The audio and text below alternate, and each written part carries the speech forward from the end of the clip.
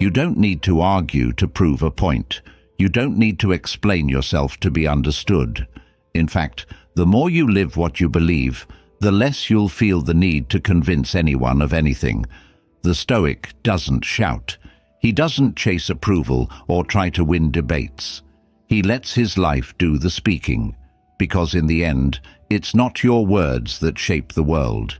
It's your presence, your consistency, your discipline, your peace.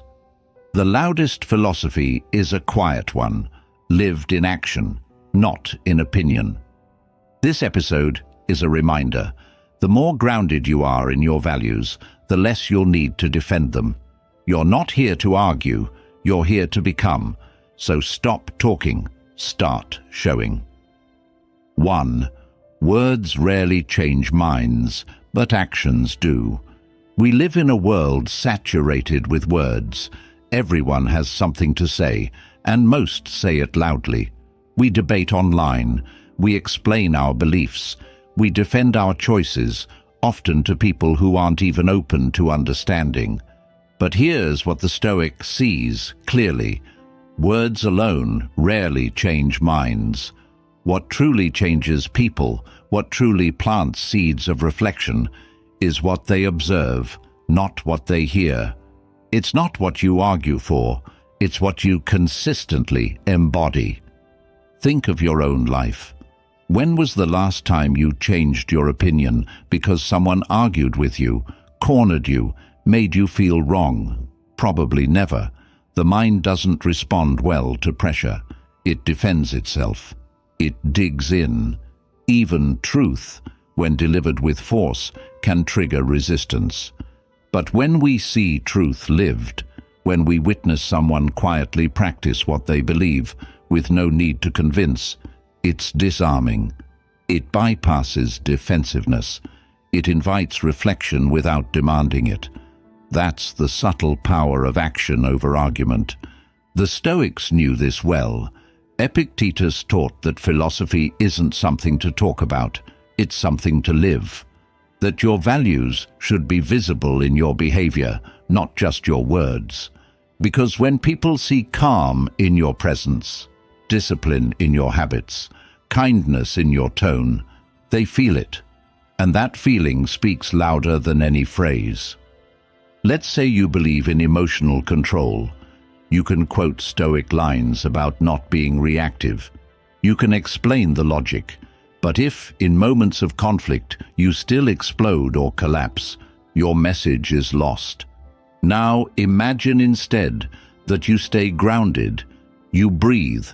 You don't respond with sarcasm or anger. You simply act with clarity and composure. No lecture necessary. Your example becomes the teaching.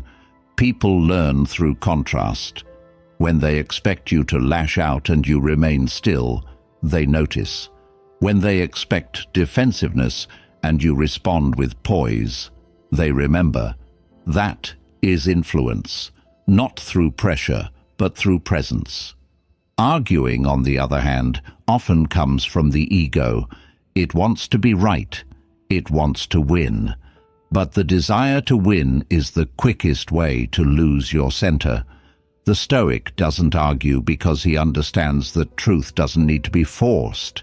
It stands on its own. If someone refuses to see it, no amount of talking will make them.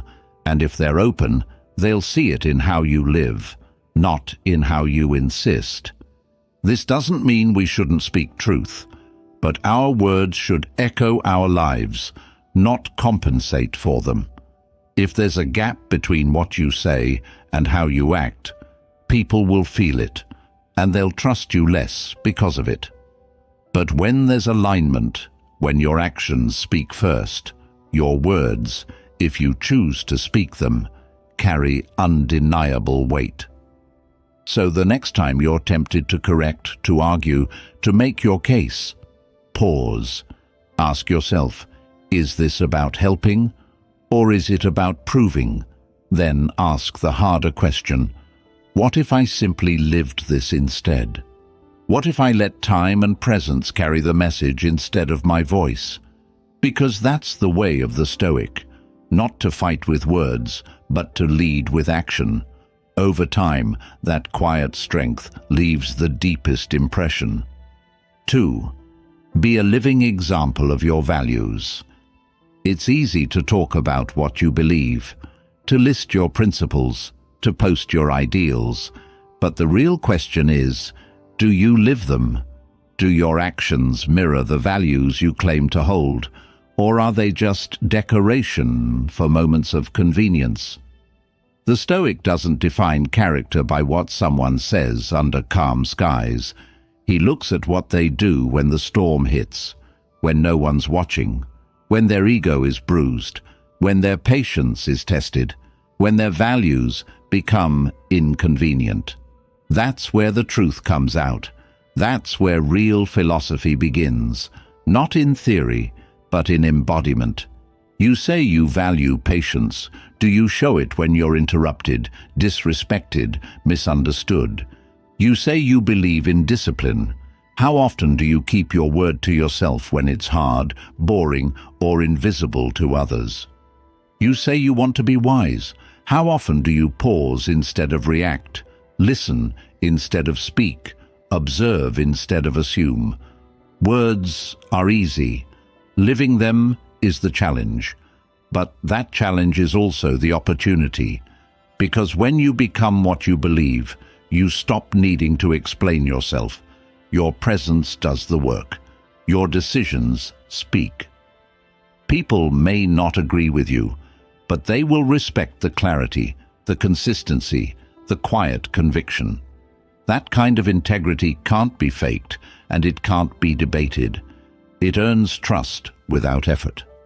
Marcus Aurelius didn't lead with speeches. He led with restraint. In the midst of war, betrayal, political pressure, he practiced calm, kindness, simplicity.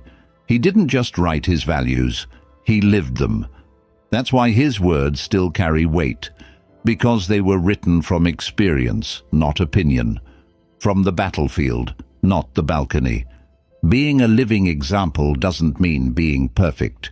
It means being committed. It means when you fall short, you take responsibility. When you drift, you return. When you fail, you learn, and you try again. That quiet consistency, day after day, builds something more powerful than any argument: credibility. And once you have that, you no longer need to seek validation. You become your own proof. People might question your ideas, but they can't argue with your peace. They might disagree with your philosophy, but they can't ignore how grounded you are in conflict. That's what the Stoic aims for, not persuasion, but presence, not force, but firmness, not control over others, but full command over self. And here's the paradox. The more you focus on living your values, the less you feel the need to announce them. The more you act with integrity, the less you care whether anyone notices, because the reward is internal. It's in the clarity you feel at the end of the day, the strength of knowing that you didn't betray yourself just to fit in, that you honored your principles, even if no one clapped for it. So stop trying to preach the path. Walk it. Let your discipline speak before you do. Let your kindness speak louder than your arguments. Let your presence be your philosophy. Because when you live what you believe, the world may not agree, but it will listen. 3. Arguing feeds the ego, not the truth. Most arguments aren't about truth. They're about identity, about pride, about the desperate need to be seen as right. And once that desire enters the conversation, clarity disappears. It's no longer about understanding. It's about winning.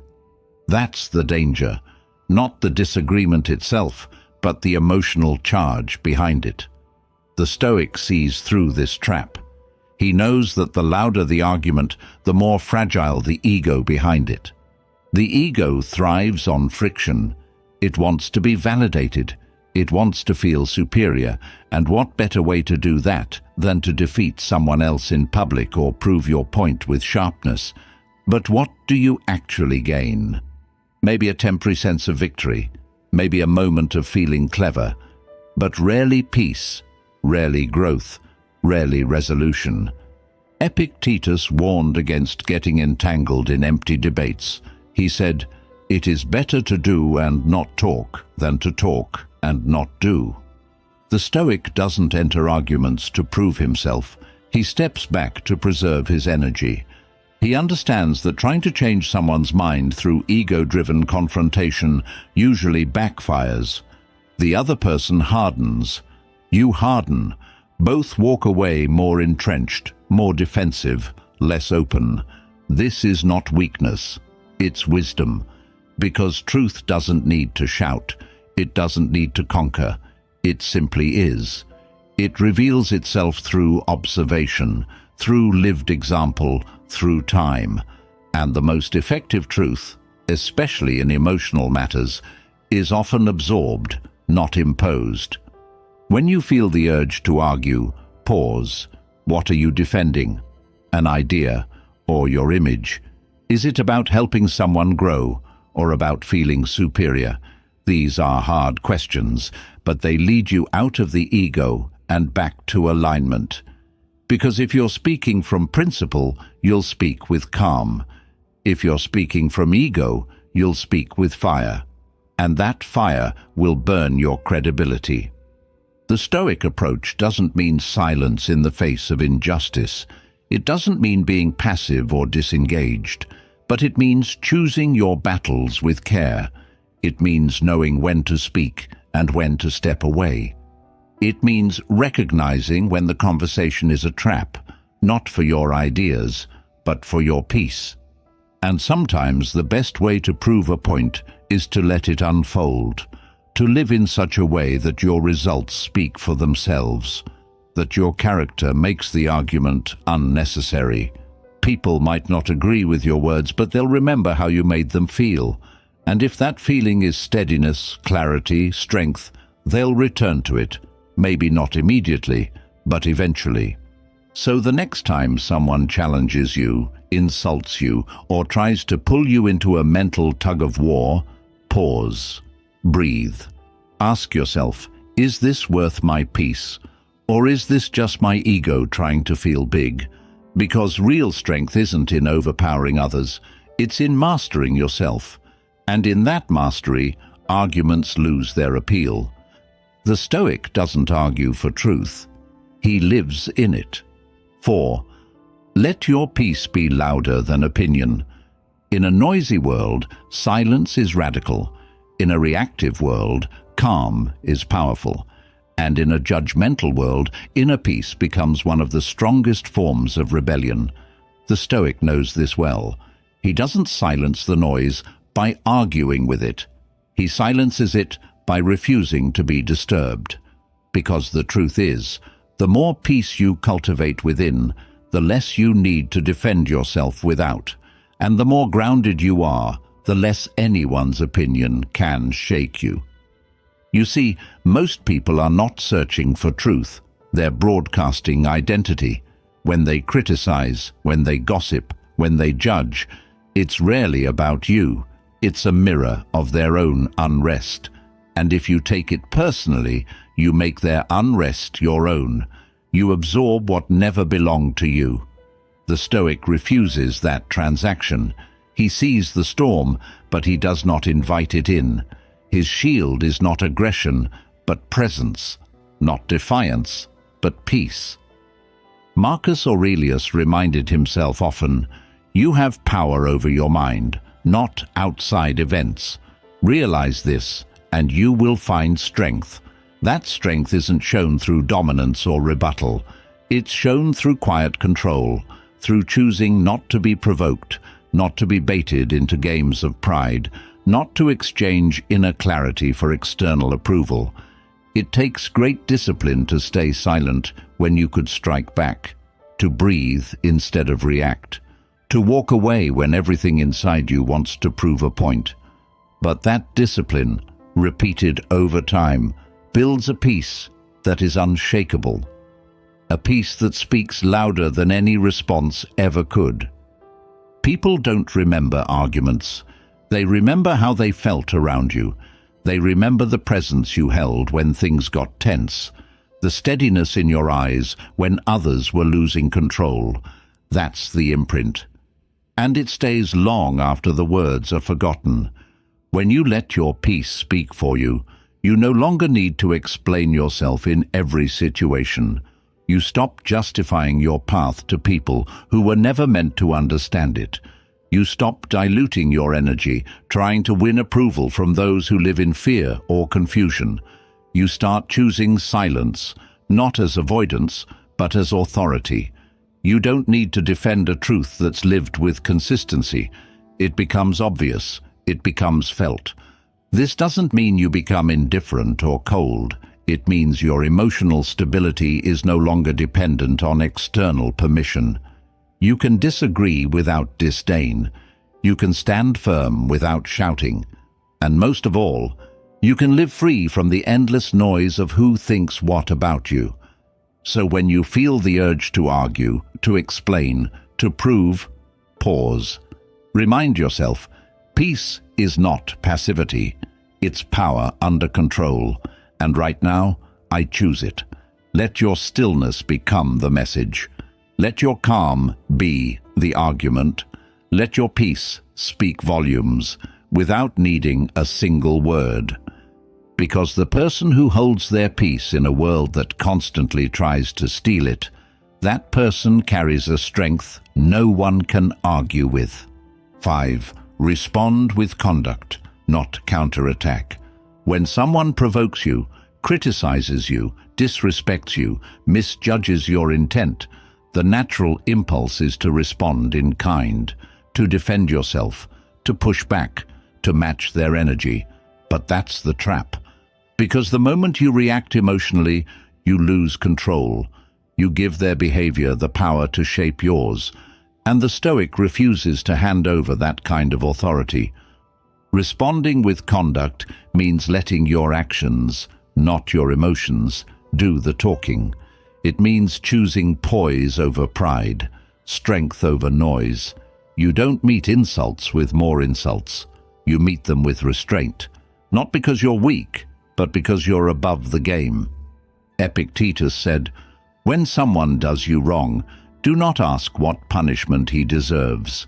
Ask instead, what part of me needs to be strengthened to endure this?" That's a radical shift. It turns offense into opportunity. Every confrontation becomes a mirror, not for the other person, but for you. It reveals your triggers, your patterns, your attachment to being seen as right. And when you see that clearly, you can rise above it, without needing to strike back. The Stoic doesn't engage in petty retaliation. He plays a longer game, one that values character over victory, presence over provocation, because he knows that real influence doesn't come from clever comebacks. It comes from how you carry yourself under pressure. Think about how rare it is to see someone stay calm when being challenged, to witness someone hold their center when insulted. That stillness commands more respect than any loud defense ever could. It signals that your self-worth isn't negotiable, that your values aren't up for debate, and that your energy isn't available to every argument that tries to pull you in. But this isn't about suppression. It's not about pretending you don't feel hurt or misunderstood. It's about choosing what to do with that emotion, letting it pass through you without taking control. And when it does, you act, not out of reaction, but out of principle. This also protects your long-term peace, because every time you respond with grace instead of attack, you reinforce your own self-respect. You confirm to yourself that you don't need to mirror dysfunction, that your standards are set internally, not externally. And that kind of consistency builds a quiet inner confidence that no one can touch. Over time, you become less reactive, not because people change, but because you change. You stop giving energy to what doesn't deserve it. You stop lowering yourself to make a point. You start showing, through your conduct, what kind of person you've become. So the next time someone tries to pull you into a reaction, pause, breathe.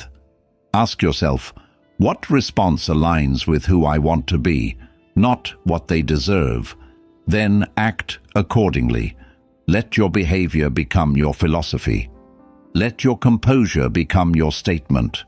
And let your life, not your words, be your reply.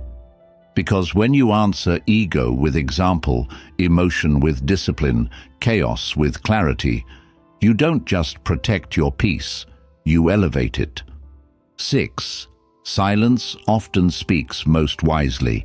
Not every thought needs to become a sentence. Not every feeling needs a reaction. Not every disagreement requires a response. In fact, some of the most powerful statements you'll ever make are made in silence.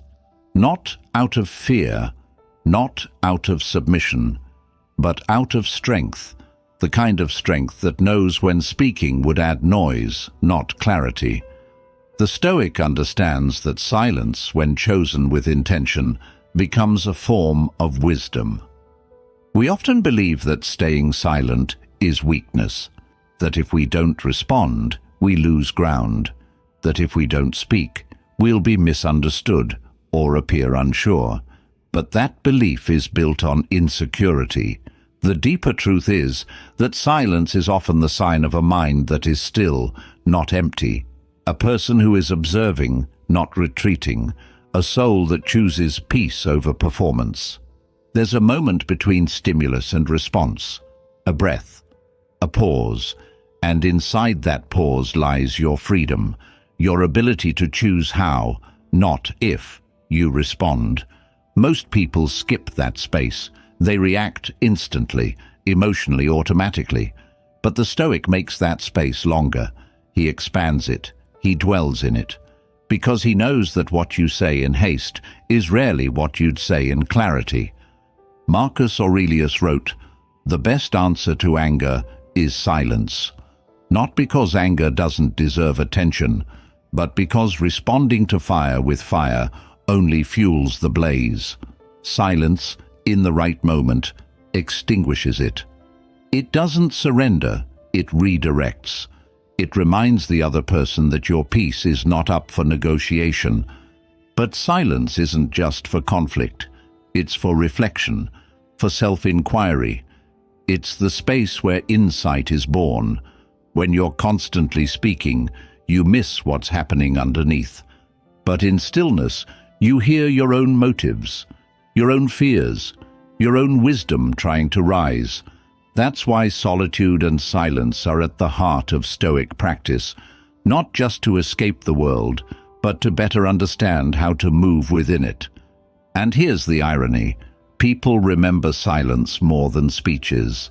They remember when you didn't respond with insult, when you didn't take the bait, when you stayed composed while everyone else scrambled. That kind of silence echoes. It lingers. Because it reveals that you are not controlled by the moment. You are anchored beyond it. This doesn't mean you stay silent in the face of injustice or when truth must be spoken. The Stoic knows there's a time for speech, and when that time comes, it should be intentional, measured, and meaningful. But outside of that, silence becomes your filter, your reset button, your boundary. It protects your energy and preserves your clarity. So train yourself to wait, to breathe, to observe before you speak. Let silence become your ally, not your fear. In a world of endless words, let your silence become rare and powerful. Let it speak not of retreat, but of mastery. Because the wisest voice is often the one that knows when not to speak at all. 7. Be firm without being forceful. Firmness and forcefulness are not the same. One is rooted in clarity, the other in control. One says, "This is where I stand." The other says, "You must stand here too." The Stoic knows the difference, and he chooses Firmness. Because firmness is calm. It doesn't need to dominate. It doesn't shout. It doesn't demand compliance. It simply holds its ground with dignity and strength. In a world that often equates volume with conviction, this kind of strength is misunderstood. People assume that if you're not aggressive, you're passive. If you don't push, you don't believe deeply. But the Stoic proves otherwise. His beliefs aren't loud, they're lived. His boundaries aren't drawn in rage, they're held in resolve. He doesn't force others to agree. He gives them space to witness. Being firm without being forceful means you don't compromise your principles, but you also don't impose them. You don't fold under pressure, but you don't try to crush opposition.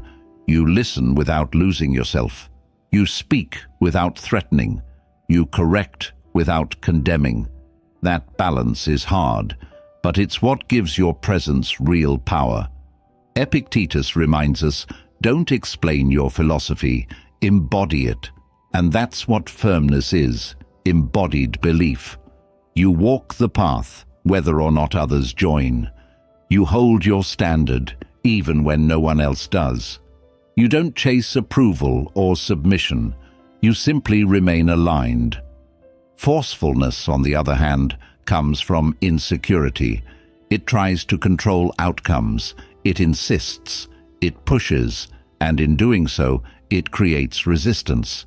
People may comply, but they do not connect. They may obey, but they do not trust. And most importantly, they do not change. Because real transformation never comes from pressure. It comes from example, from insight, from time. Firmness invites reflection. It creates safety. It says, "This is my truth, and I'll honor it." Quietly, consistently, whether or not you accept it. That message is rare, and because it's rare, it's powerful. When you are firm without being forceful, you communicate something subtle but unforgettable. I do not need you to agree for me to be at peace. That energy is magnetic. It draws people in, not through control, but through clarity. Not by pushing, but by anchoring. And here's the deeper truth. The more you practice this kind of strength, the less reactive you become. You stop feeling the need to convince everyone. You stop taking disagreement personally. You begin to trust that what is true will endure, even in silence, even in stillness. So the next time you feel the urge to push, to press, to prove, pause.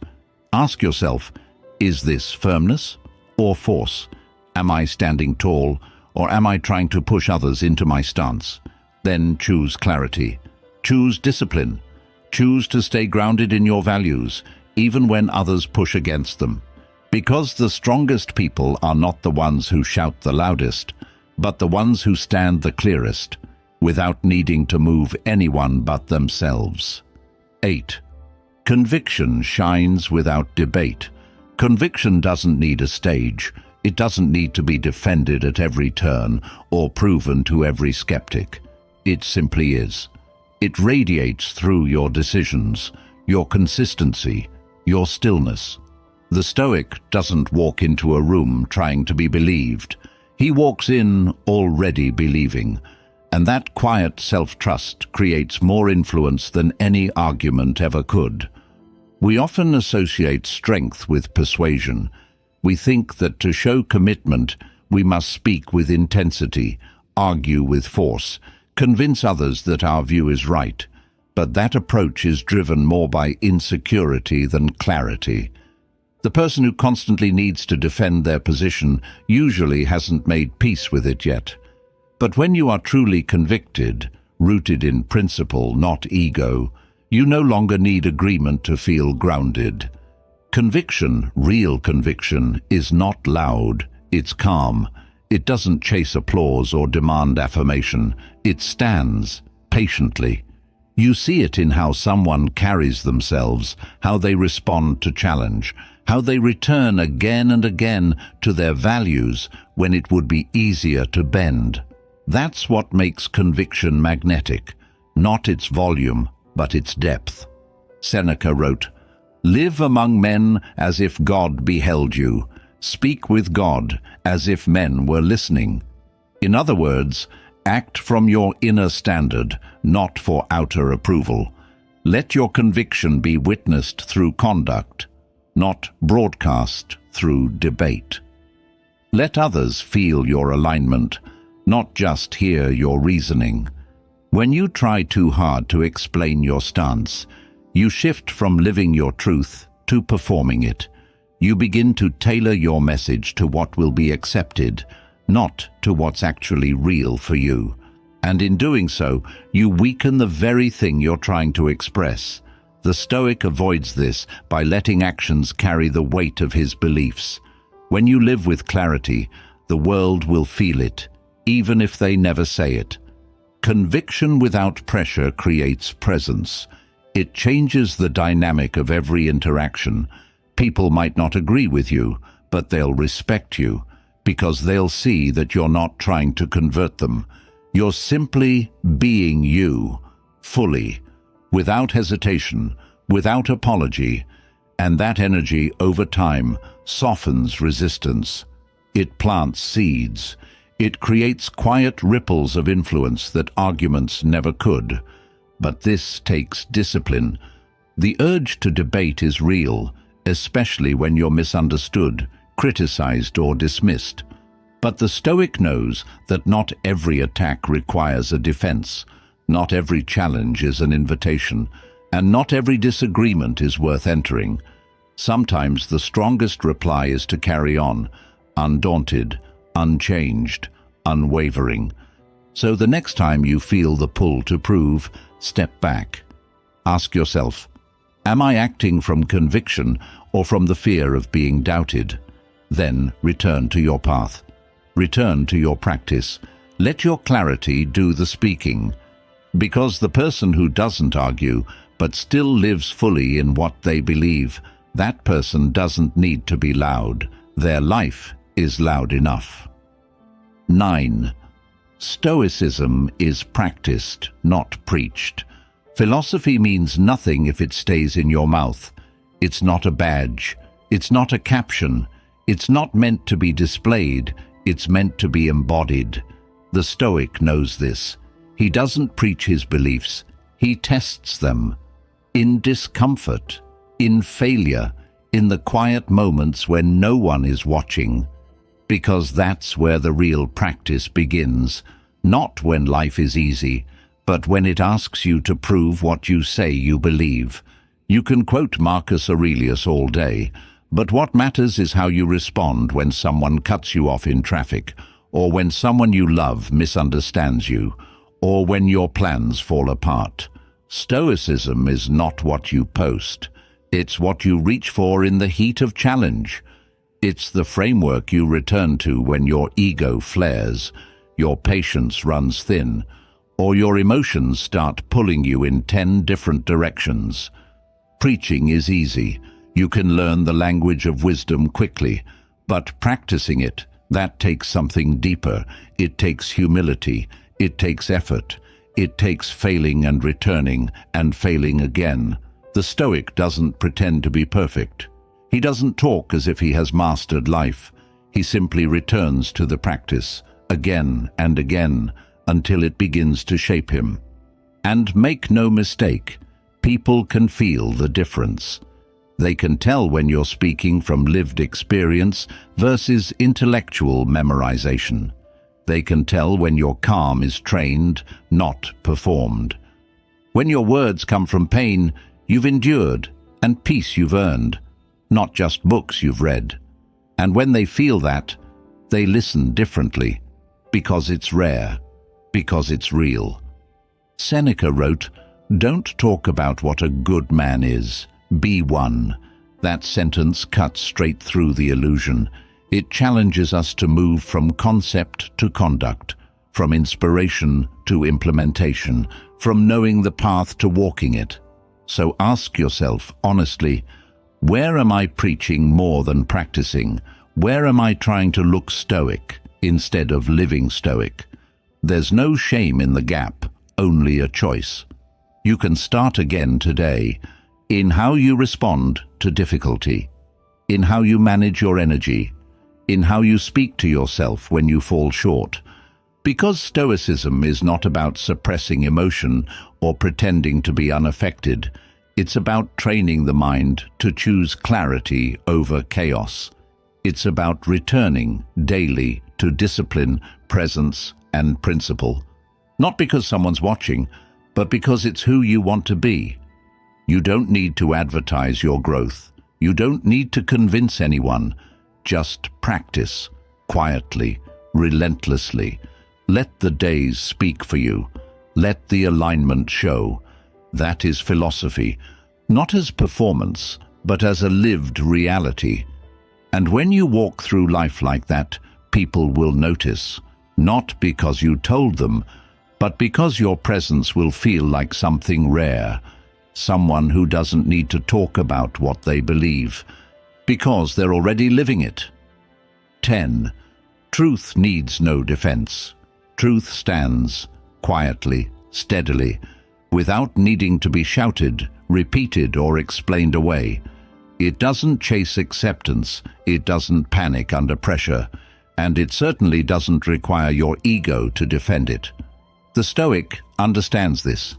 He knows that truth, like a mountain, doesn't move when someone points at it and says it doesn't exist. It just remains. When you find yourself trying hard to prove you're right, stop. Ask yourself, why do I need them to agree? Often, it's not because they're wrong, it's because our sense of self is still tied to being validated. But real truth doesn't ask for applause. It doesn't require a crowd. It simply expresses itself through your choices, through your calm, through your resilience. When you're aligned with truth, you don't need to control the narrative. You don't need to micromanage perception. You don't need to rush in to correct every misunderstanding, because you know time reveals what words cannot. Conduct reveals what arguments never can. Epictetus said, "If someone speaks ill of you, and it is true, correct yourself. If it is false, laugh. That's not indifference. That's liberation, the kind that comes from not needing to carry what doesn't belong to you. From knowing that the truth, even when ignored, doesn't lose its power. It only waits." The Stoic trusts that truth has its own timing, that justice unfolds slowly but surely, that what is real will always surface, even if it's buried beneath misunderstanding or denial. And because of that trust, he doesn't waste his energy defending what is already whole. He channels that energy inward, into building, into becoming, into staying aligned. This doesn't mean you stay silent when it matters, but it does mean you stop performing. You stop trying to persuade people who are committed to misunderstanding you. You stop explaining yourself to those who are only listening to argue. You let your life do the speaking, and you let truth work on its own schedule. And here's the quiet power in that. People remember how you stayed grounded, how you didn't waver when attacked, how you didn't lash out or lose yourself just to be heard. That kind of steadiness becomes a lighthouse. Others may not admit it, but they'll feel it, and they'll start questioning their own noise. So hold your truth, not with tension, but with peace, not with fear, but with clarity. Let go of the need to be understood immediately. Let go of the fear that if you don't speak now, your truth will disappear. It won't. What's real never needs rescue. It only needs time, space, and consistency. You don't need to fight to protect it. Just live it. Live it so fully that it becomes undeniable, and when others come around, they'll see you never had to convince them. You just had to remain. Because the deepest truths are not the ones we defend, but the ones we embody. You don't need to win arguments to live in truth. You don't need to raise your voice to be heard by the right people. You don't need to explain your principles to prove you have them. Your life is your message. Your consistency is your language. And your stillness, your ability to stay centered while the world pulls and pokes and provokes, is your highest form of discipline. We live in a time where everyone is speaking, few are listening, and even fewer are living what they say. Everyone wants to be right, everyone wants to be seen, but the Stoics seek something different, something quieter and far more powerful: integrity. Not as a performance, but as a path. Not to be admired, but to be at peace. He knows that a man who embodies what he believes doesn't need applause. He doesn't need agreement. He doesn't need the noise. Because truth, when lived with discipline, becomes a form of peace no one can steal. And maybe that's the hardest part, to let go of the desire to convince, to resist the impulse to reply, to explain, to argue just one more time. But the more you practice this, the more you'll realize that silence is not absence, it's alignment. That restraint is not weakness, it's clarity. That walking away is not defeat, it's mastery. A man who knows who he is doesn't chase understanding.